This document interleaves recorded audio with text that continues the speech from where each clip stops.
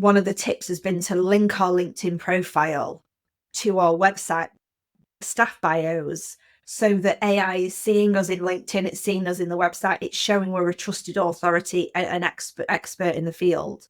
So there seems to be more and more reasons to be using it. I think LinkedIn is an opportunity to stand out very quickly. Okay. There's 1 billion users on the platform, and the figures say that only 5% of people are actually turning up on it. If you post it once a week, you're in the top creators in the world already, just simply by showing up. Welcome to the Treat Your Business podcast with Katie Bell. I'm Katie, and this is the place where clinic owners like you learn the strategies, tools, and mindset shifts needed to transform your clinic into a thriving business, one that gives you more time, more money, and more freedom. Born from a passion to challenge the idea that average is normal, we empower clinic owners to create extraordinary businesses, incomes, and lives.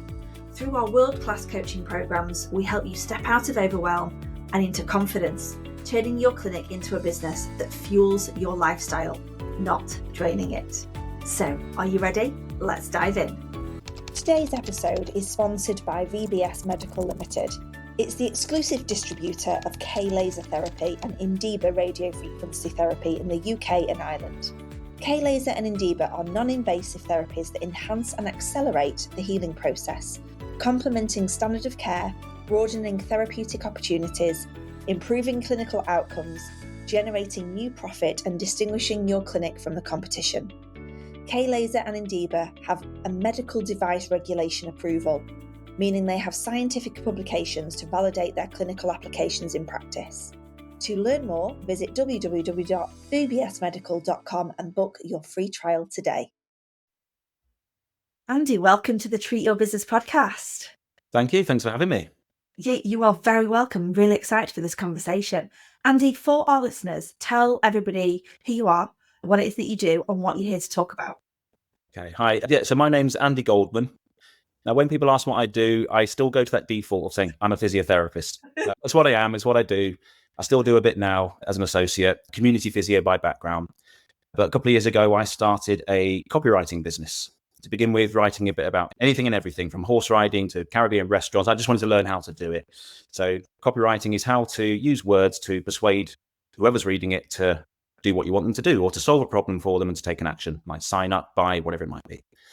Move that towards healthcare, because that's where my background is, my credibility, my authority in that area, if you want to call it authority. But what I found was the type of clients I was getting through were through LinkedIn. And LinkedIn is what I joined LinkedIn without knowing anybody at the start. I didn't even know I was going to start a business when I first joined it, just having a little look around, and found when I got confident, start posting on there and revealing who I am, being myself, I started getting some clients through wanting me to do that for them as well, and from the healthcare industry as well. I went on holiday last summer without any signal and no distractions, and my business pivoted. Well, without me realizing, I came back and said, you know what? I think there's a need for this. I think LinkedIn for healthcare business owners, it's so lacking at the moment on LinkedIn. And I think it's such an opportunity to stand out, whatever it is you need to do to promote your service, recruit, whatever it might be. So I now train people, healthcare business owners or clinic owners, to get their LinkedIn up to scratch, whether it meant profile optimization, content strategy, whatever they need to get them noticed. So that's what I did. You see worked because I found you on LinkedIn. You did. And I sent you a message at 6:45 on a Saturday morning, and I was like, hi. That's what it was. Yeah, I'm reading your LinkedIn profile because I'm a loser and I'm awake at 6:45 on a Saturday morning. And I'd seen you on various things and commenting on various professional networks and platforms and stuff. Yeah. And I was like, one of those things that you like, I must reach out to Andy. He can offer something of value to our listeners, and I would love to have a conversation with you. And then by about 7:05, because you are also classed as the loser as well, you responded to me like, hey, Katie, I'm meaning to get in touch with you as well. So I didn't, noted the time. You didn't reply, so good on you for putting your phone down after that and just leaving it till Monday. But yeah. But here we are. So together. You seem to be very active on LinkedIn, and put me to shame because I am very inactive on LinkedIn, really. But I was very intrigued to understand a little bit more about what clinic owners should be doing on LinkedIn, because for me, it's like another thing that's on the to-do list that we never do. And is it going to make that much difference to me in my business? But I approach LinkedIn in a few different ways, in that we know recruitment is a massive challenge in our industry right now. And I think if you don't have an optimized LinkedIn profile that showcases why somebody should come and work for your business, then how are we leveraging that platform? How are we finding these people? How are they seeing that you're somebody that they would want to come and work for? And recruitment isn't a one-time thing for me. It's like I need to be constantly in recruitment mode in a business. And then the other thing was that there's a lot of talk about the way in we are being found now in our visibility, and the way using AI and how AI works to put us in front of people rather than the traditional Google search. There you are on the ranking page at number 5 and you get put in front of somebody. And so one of the tips has been to link our LinkedIn profile to our website staff bios, so that AI is seeing us in LinkedIn, it's seeing us in the website, it's showing we're a trusted authority, an expert in the field. So there seems to be more and more reasons to be using it. What's your thoughts on that, Andy? Like, why do you think clinic owners should jump on this bandwagon, for want of a better word?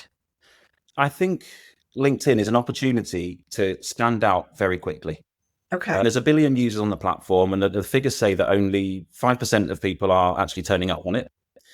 If you posted once a week, you're in the top creators in the world already, just simply by showing up. So if you show up with a purpose or an intention, and even if that's just once a week, to let people know who you are, what you do, what you stand for, you're putting yourselves in the shop window. And it's a very fluid thing, because you can talk on LinkedIn like you talk in real time, just like on any other social media platform. But you're there in real time, giving live updates of what it is you're up to, who you've hired, what success stories you've had, what you've learned this week. Twitter used to be the place for that. I started a Twitter account for one of my previous NHS trusts, just talking about our therapy team out of nothing. They left me to run with it, and it drove staff engagement. We got our following. I just put out a little video I remember when AHP's Day became a thing. It was the first time it happened, I think it was 2018. So I put a little video out, just about 15 seconds, a load of therapists crossing the road with different pieces of equipment, but come together on it as a backing music. And for the hashtag that they were using, it ranked in the top 5 in the country at that time, above NHS England. And I thought, because that was the place to be at that time, it stood out really quickly, just because I produced something that was recognizable, that someone could resonate with, think this is a nice place to work. Twitter isn't what it used to be, shall we say, forcing a feed on us that we don't want to see. But LinkedIn, it's by very design, it's a professional networking platform. So it's the perfect place to showcase yourself. Twitter, you might just have had a bio to write down what you do, and then it's about having to sift through the content. Whereas LinkedIn, it's a mini website, but it's live and it's fluid, and you can change it, depends on what you're doing at the time or something that you have to offer, and you can keep updating it. But if you can get the whole idea is, if you make it stand out enough that someone looks in and goes, oh, I want to scroll down, I want to read more about you, having that is such a great tool to have in your treatment toolbox, should we call it? Yeah. So am I right, Andy, in thinking that I've always said LinkedIn is a B2B platform? Yeah. And unless you're running that sort of service, so we very much encourage our physios or clinic owners who are providing services for other businesses, that is a great place for you to be sourcing business from. But for those of us who might run a clinic queue or B2C, I've always been like, no, what's the point? No, I don't want to get customers by posting on LinkedIn. Yeah. So are you suggesting that we use LinkedIn, which is still primarily a B2B platform, to promote what we do as a clinic, and therefore we might then have opportunities to recruit through LinkedIn in a better way? Why would I be using it as somebody that runs a clinic that's B2C? See, I look at it a bit differently. I think I'm just biased with LinkedIn. As far as everyone is a patient out there, as far as I can. Everyone's has used the healthcare system or a healthcare system at some point. So there's still opportunities for recruiting or generating lead clients, however you want to look at it. But it also depends on your audience. If your clinic is geared towards support, working with, corporate businesses, CEOs, execs, it depends on the type of audience. If that's the audience you're trying to attract, then you can establish relationships with said businesses and bring in clients that way. But going back to how the B2B side of things, standing out of business as a recruiter and being able to do that consistently puts you in the shop window 24/7. Once you've got your LinkedIn profile ready, It'll be the hardest working member of your team. You'll, like as you've alluded to, you'll turn up in Google. People will search for you. They will find you because if you're keeping your LinkedIn profile optimized, your content, keep it going, you will show up in Google. You think about your SEO, your keywords, words that people will search for you for. And what that will drive is collaborations, becoming thought leaders, if that's the way you want to go about it. I know it might be a bit of a luxury just to post to say nice things, but it puts you in the shop window, shows off your brand, the type of company you are, the type of business that people might want to work with or be a customer of. That I still believe that you'll find customers through LinkedIn.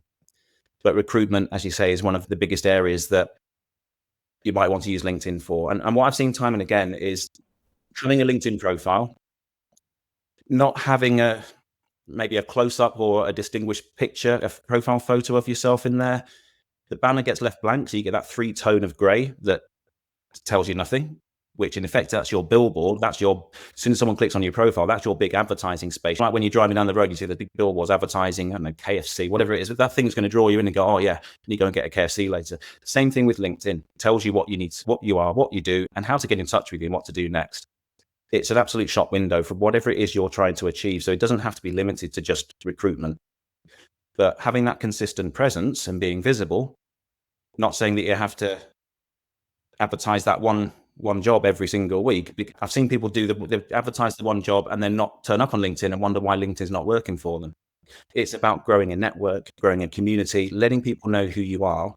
And because healthcare business owners or healthcare generally just aren't using it enough, this is the time to get on it because you can quickly stand out just by showing up. As I say, you'll be in the top creators in the world just by turning up there. So imagine the expertise and value that you already have. So if I had 10 followers and followers and connections, the same thing? No. So let's say I've got 10 followers and 20 connections. Okay. Because I'm a big time, obviously. When I post, am I only posting to those people that follow me and connect with me? So is it like Facebook friends? So if you're connected with someone, I'll explain it from that point of view. If you're connected, it means that you should be able to see when they post, you'll see them in your feed and vice versa. They'll see what you write. If you just follow someone, you will see their feed, but they won't see yours unless they follow back. Okay. So that's just to distinguish the difference between any users on LinkedIn to go beyond that 10-person network that you say you have. I'm sure you've got more. If someone comments someone from your network comments on your post, that can show if that person who's commented, that could show in that person's feed so that if you posted on mine today, someone from your network might appear in your feed that Katie Bell has commented on Andy Goldman's post. Yeah. So they get to see me just from an algorithm point of view. Your network gets to see that you commented on someone else's, so they might then join the conversation. And that's what it's all about. It's using that engagement tool to grow that conversation, to reach out, provide value. All of a sudden, you've got a new connection. And what you want, though, is in your connections is relevant people in your network. It's great to have followers and numbers look really cool. Yeah, reputation, yes. But if you're reaching a target audience, you want a network an audience that are specific to what you're trying to achieve through LinkedIn. That's really helpful because I get loads of connection requests and I think, who the heck are you? Yeah. And why would I want to connect with you and you are a chef in New Orleans or something like that? Do you know what I mean? And I'm like, if you want to grow your numbers, it looks cool. Yeah, it might look like, oh, they're really popular, but when you post and nothing hits, you get one. That's why, because that person is never going to be your client. They're unlikely to engage with you. It may be that they're trying to just grow their numbers. I don't know. What reason have they got to connect with you? Yeah. Where my recommendation would be to start with commenting in the area that you might be searching for future connectees. Is that a word? I don't know. Yeah. For people you want in your network that you want to showcase yourself to, but it's also to show that offer value to them. And it will work both ways. And that's where we grow our collaborations, which is what we all love in healthcare. We all love a collaboration. Oh. We all want it all to all come together and be brilliant. Yeah. And so this is really great if you are like, I'm thinking neurophysios who work with case managers, who work with big insurance companies that need to be talking to law firms. That's a great way of connecting, putting out your or promoting your presence, your visibility within a specific audience of who you work with. I was just about to say that, yeah. So yeah, the specific audience, it's talked about in marketing a lot. If you talk to everyone, you end up talking to no one. Yeah. So if you've got that ideal dream client in your head, when you write your profile, imagine that you're speaking to that one person, that dream client. And that's the thing that's the sort of person you want to connect with or to approach or to even have recruit further down the line. Those are the people you want in your network. Speak to that absolute dream hire, whoever it may be, and then keep your messaging consistent throughout. And that's what you'll end up getting known for. And the algorithm for LinkedIn, as much as it's hidden away just from experimentation and trying different things, that's what works the best. What the algorithm is looking for is if you post, where does the algorithm want to share this information? If you're connected with your chef in New Orleans, it's not going to make sense your post being shared there. So where does it go? What does it do? Who's it going to engage with? If you've got an audience in tune with what you're doing and you've carefully selected your network, and those people are selecting you as well, by the way, that's where the algorithm goes, that's where I need to share it. For example, I've worked with a client, a physio, a new startup business, coming out of their healthcare system to start up on their own. The people that the connections weren't many, but we've started to grow it. And we're getting lots and lots of engagement, sometimes 200-300 likes and comments on there, because they've got an engaged network of relevant people in their audience who they're trying to sell to. And what I've also said, I know it's time consuming, is that if someone leaves a comment, reply to them. Don't just leave it not replied to, because it's almost like customer services in a way. Make sure that your audience are being listened to. Start a conversation, because you never know where that's going to go next. Someone might just be leaving a comment. They're taking the time out of their day, much as it might be a line. So they've read your post. So they're taking longer than you think to actually read it, think about it, write it down, acknowledge it. And that's where you start showing up in other people's news feeds and so on. And then it starts to build. But it takes time and consistency. So what are the top 3 mistakes that you see clinic owners making on LinkedIn?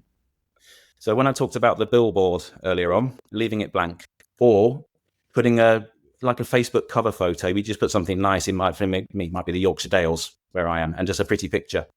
But it doesn't tell me anything about the business or what it does. Will it make me scroll down to the next bit? No, it won't. So the banner is really important.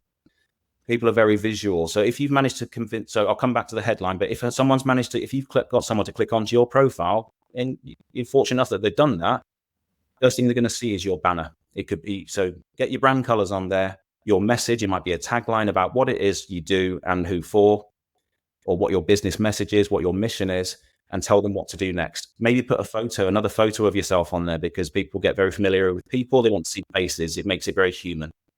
So that's what I'd say. But to even get them there in the first place is your headline.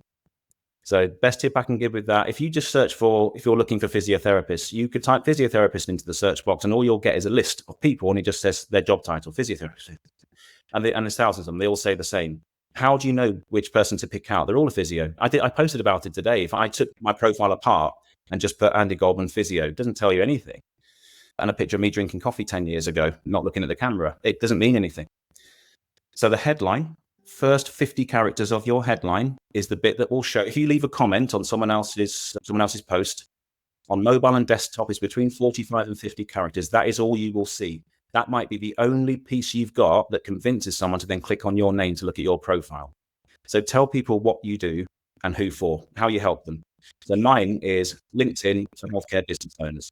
So it's very clear what I do. So if I send a connection request and you see it, you see straight away exactly what I do. And you ignore me, fine. If you don't need that, fine. I might not be looking for that sort of person as my client. That's fine. What I want other people to think, actually, yeah, I need a bit of help with LinkedIn. I run a clinic. I'm going to have a look at your profile. So 3 tips. Headline needs to be what you do, who for, your mission, and maybe a bit of social proof. So I do add that I'm a physiotherapist on there, because that's a USP for me because of my background. So I've managed to convince someone to click on my profile. I've now got my billboard that says become a go-to, or work towards becoming a go-to healthcare business on LinkedIn. And I've got my contact details, and I offer a free LinkedIn assessment where I basically offer a free 15-minute discovery call. So I tell them that's what I do, and it's down below on there. You can click the link. I've got a picture of me, and I've got my logo tucked away in the corner. The other thing I've alluded to is the professional photo. So just a head and shoulders shot so that people can see your face, not with a busy background, not from 10 years ago that's all blurry or cropped from an old wedding photo. Isn't you look great on your wedding day? Head and shoulders, clear background, let people recognize who you are and keep it up to date. So you already got your face in 2 different places, what you say, what you do, what to do next in the space of 3 or 4 seconds, because people make their decisions very quickly about whether they're going to scroll on and read more about you.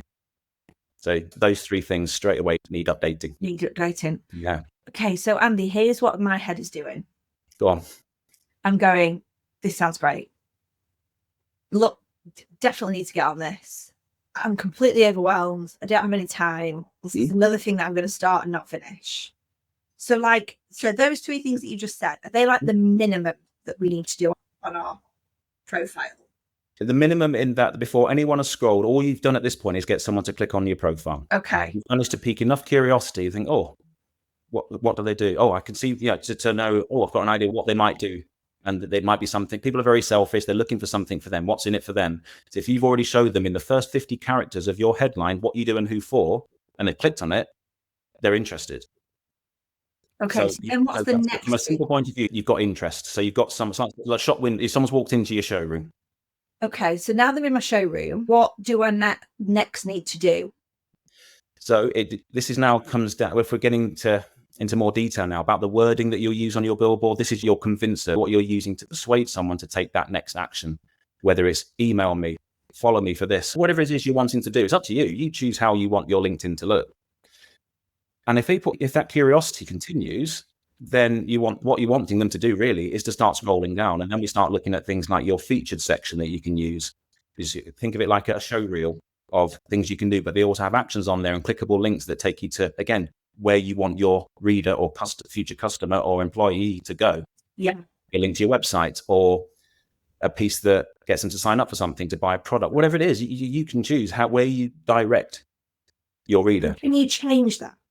Anytime you want. Anytime you want. Okay. So you could decide that your strategy, we're going through a big recruitment campaign in my clinic right now. So we could change the billboard to hiring now for these positions, scan this QR code. And that goes to our hiring page on our website, or email those, apply here, and I could have that. And then in September, it could be that I'm moving towards trying to get our name really visible in Sheffield amongst law firms, because we're trying to get some occupational health days. So you could change it to that, and I could make connections with law businesses. And then you work your content around that as well. Okay. Yeah, you do it however you want and what your purpose is for it. For example, if you're needing to hire somebody, you can change your billboards to say that you're advertising. And then, but you want to be able to convince someone, get that goes, you don't want to do it just as a one-off. This is something that you might have been building up over the last few months or years even. You want people to be consistently hearing your name, knowing that you exist for a start. You've got all this expertise and not talking about it. It's almost, where's it gone? Where no one knows about you. Tell us how brilliant you are. Tell us what you do. Convince me to come to your LinkedIn page, but then you've got to convince me to read the rest. You talked on a recent podcast. I have gone back and listened to a couple about touch points. It takes, I think the research says 7 touch points to be able to make a decision, but it's probably more like 25 to 30. Yeah. People are if anything like my daughter, just scrolling so quickly, and they're brutal. They just keep scrolling. We'll do it as well, and we'll miss stuff. So what's going to stop us? We need something that's going to stop that scroll. And people are lazy as well. They don't want to click loads of times. So if they've scrolled somewhere else on the LinkedIn profile, you don't want them to have to go, oh yeah, I like this. Where do I click again? Where do I apply for that role? Where's that? So I have it in. And so for my LinkedIn assessment, for example, my 15-minute call, I talk about it at the bottom of my banner, and I have an arrow pointing at where it is. There's a link to it underneath my name. If I'm lucky enough to get them to scroll, it's on my features section as well. It's in my contact info. So no matter where they've clicked, pretty much they can see. You call one more click and they're there. No matter where they are on the profile, as much as I can, where I can put it, they can easily then be after those 25 touch points, whatever it is that person needs to be convinced, they can then click on that link. And it takes them to where I've asked them to go or persuaded them to go. I want to get on LinkedIn to get off LinkedIn in a way. I want them off LinkedIn. I want them on my website. I want a call. I want them off it. That's for me. So you can build your own leads list and okay. You to get this as well. So that's my, I'm going after healthcare business owners or clinic owners who want to stand out on LinkedIn. We don't know how to use it. I'll show them, but I want them to get on a call with me so I can, sell what I do or show what I do. Yeah, absolutely. Yeah, and how I can help them. Okay. Can you share so if we are posting already on Facebook and Instagram, usually with no strategy, can I just add? Okay. We just stick random posts on there. Yeah. Can I share that content, that same content into LinkedIn if it's relevant to the audience that I want to talk to? You just answered the question. Yes, Okay. if it's relevant to the audience, because I think with Instagram and Facebook, it's very much geared towards the consumer, isn't it? And your patients Yeah. and advertising how to fix certain injury, whatever it might be. That can still work on LinkedIn. But I think the great thing with LinkedIn is that posts will tank at times, of course they will, but you need to, it's almost like a learning process. What works for your audience? It does depend on the audience that you're writing for or showing off to.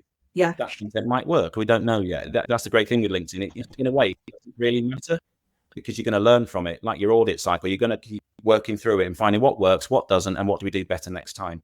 What content did people like? And there are tools out there to have a look at your analytics to see what did well, when did it do well, who's engaging with it, because that's really important as well. Because I get quite a bit of engagement because I've grown a business over time. I've not always done the LinkedIn side of it, but I've got people that I enjoy reading about, hearing from, and we support each other's businesses because it's just really nice. LinkedIn doesn't have to be that horrible place of just a doom scroll. So I enjoy engaging with people that I just enjoy reading about. Yeah. But what I want is to learn what content works for my audience because I've got a business at the end of the day. Absolutely. So I need that as well. In my head, I'm thinking, if we've got clinic owners that are on Facebook or Instagram posting to their consumers, they might want to use their LinkedIn. It could be that they're using LinkedIn as a hiring engine, as that like clinic owner.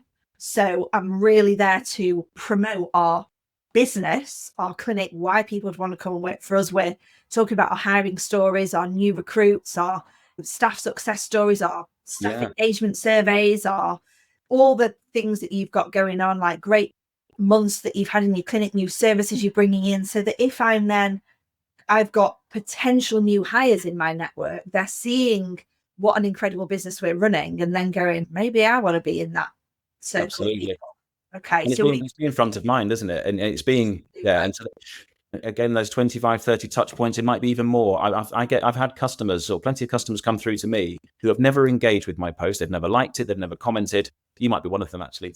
I'm not saying you're a client, but you've got in touch with me after, I don't know when we first connected. It might have been a few weeks ago, months ago. I'd have to go back and check. But I wouldn't have been on this podcast if you hadn't been looking at me from afar. I think lurkers, I think, is a word people like to use. You might be a lurker on my account. And same for me with you, but I didn't make the first move. So that's weird. No, it sounds like we do this. Thank you for reaching out at 6:45 on a Saturday. That's just because I'm a loser and a lurker. That is what I am. The person who scroll LinkedIn, yeah. That's because it's on my mind, and I was like, it's one of these things that everybody's talking about. I need to get on this more. And we post a lot in Thrive on LinkedIn. Yeah. But we don't do it enough, like really at all for our clinic, because maybe, Andy, we've never had to. Maybe it's been another distraction that hasn't been the latest thing. And I'm always like, for our listeners who are time poor and overwhelmed, it's really important that they don't just jump on this and just then are distracted by it, drop something else as a result of it, but really think about, why am I doing this? What has this got to do in the bigger picture of my business? Yeah, think about the purpose of it always. Always go into intention. Otherwise, it's just a fun thing to do. If it might not even be fun, you think, oh, I have to just turn up. But if there's an idea behind it of what you're doing, and you start engaging in conversations with, I'll say future hires, not going to say right now. Yeah. I've heard that now 16 years old is the minimum age for joining LinkedIn. School leavers are being asked to go on LinkedIn. So they could be going off to university, doing whatever it is they need to do, but they're going to be they're starting out on LinkedIn from an early stage. This is unprecedented. So start building up your LinkedIn now. I know, with time and so on, but once your profile is optimized, because that's what I help business owners with, it doesn't have to change all the time. It might be, this is who we are and what we do. What might change over time is your content. But then I look at things like content pillars, and we can rotate around, say, 3 subject areas. For example, mine, I talk about my LinkedIn services and how it helps other people, how clinic owners. I talk about life as a solo business owner and my professional diary as such. It's almost like a critical study for me. So I learn from it and go back, what was I doing a year ago? Oh, look how far I've come along. Actually, I could have done better there. And I always drop in my daughter, who's 11, and she always says the most simple things that make me think, I should have done that. Like queuing for a ride at Butlins recently. I was looking at LinkedIn and she says, what are you doing that for on holiday? So later on, I posted about that to say, do you know what? The CEO of my business, my 11-year-old, has just said, I'm on holiday. Why am I looking at LinkedIn? I need a break because it's good for my mental health. Your daughter knows what she's talking about. Children say the simplest things, but the simplest messages are sometimes the best for your business. So I rotate around those 3 ideas. Okay. And there's nothing to say you can't repurpose that content and use it again. If it's timeless content about how to update a LinkedIn profile, what I might be saying about a banner, what should be on it now, I can say again in 3 months. So I just use it. Or if the post didn't do as well, I might tweak it a bit. I put a bit of story behind it because it helps with human connection. Anyone can talk about how to update a profile if you know how to do it. You can go on YouTube, fine. But if I add my human side to it, what I've learned from it, how I've improved my results, linking it to my background as a physio, it helps people get to know me. So I tweak it a little bit each time so it doesn't look like it's the same, but the message is the same. Yeah, that's really great. You see, you can leverage content. This doesn't have to be bigger than it needs to be. If it's evergreen, then repurpose it.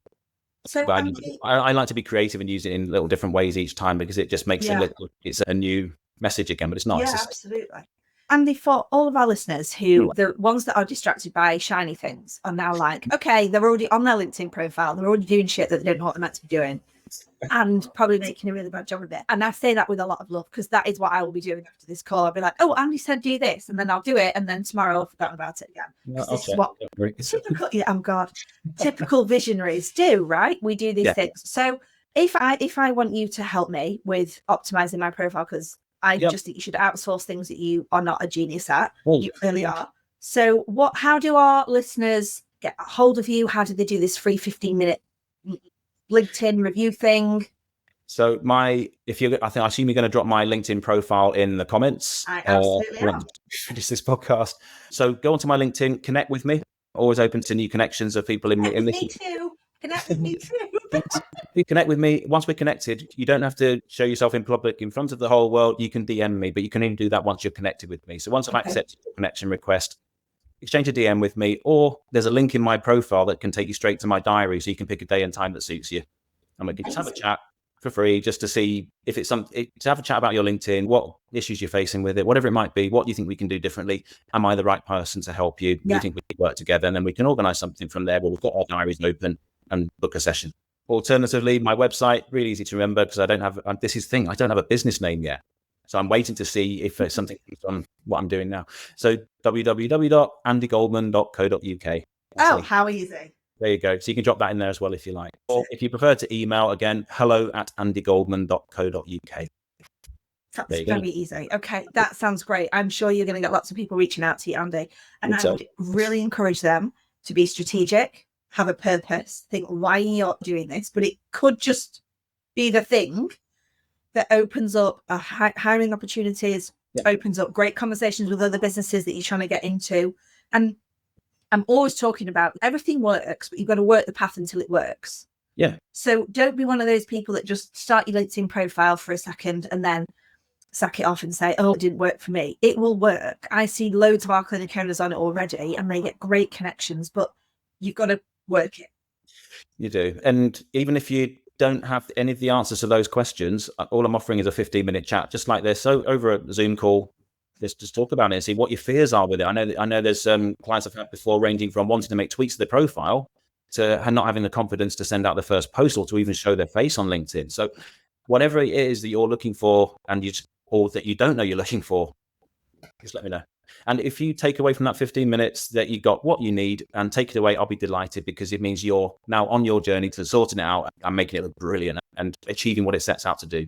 Or if you need a bit of help with it, we'll talk about that too. Listen, Andy, thank you so much for your time. It's been real. I've learned loads. Don't judge my profile, guys, because Andy's going to teach me how to sort that out clearly. It's been wonderful. Thank you for your time, for your knowledge, and for showing up for all of our listeners. No, thank you. And thank you for inviting me on. I really enjoyed that. Thank you. You're welcome.